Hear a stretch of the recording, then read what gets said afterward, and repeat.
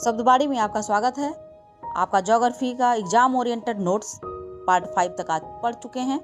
ये पार्ट 6 है, शॉर्ट 2। देशांतर अक्षांश और देशांतर हम लोग पिछले पार्ट में देखे थे। यहाँ देखेंगे देशांतर रेखा क्या है। देशांतर क्या है? भूमध्य रेखा को जीरो मानकर, यानी भूमध्य रेखा को जीरो मानकर पूरब और पश्चिम दिशा में खींची गई काल्पनिक अर्धवृत्ताकार रेखाओं को देशांतर रेखा कहते हैं।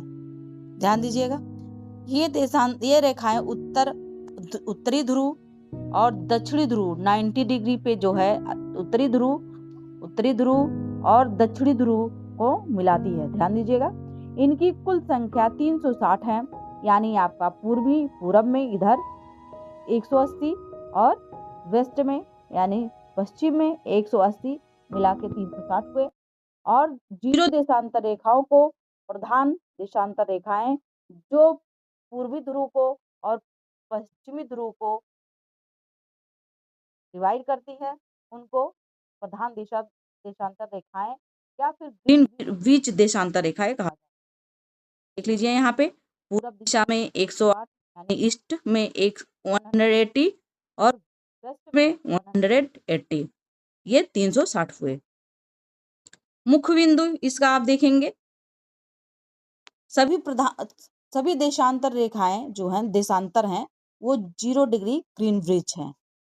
पूरब को ईस्ट ई इसका सिंबल है, पश्चिम वेस्ट डब्ल्यू सिंबल है इसका।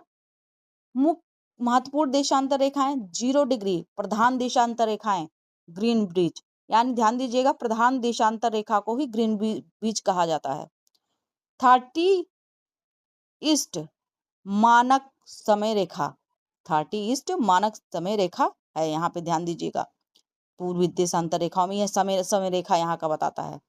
180 अंतरराष्ट्रीय तिथि रेखा है। ध्यान दीजिएगा, याद रखें देशांतर रेखाएं पूरब और पश्चिम दिशा बताती है। ध्यान दीजिएगा, पूरब और पश्चिम दिशा बताती है, यानी ईस्ट एंड वेस्ट बताती है। समय के निर्धारण में इनकी महत्वपूर्ण भूमिका है। देशांतर और समय संबंध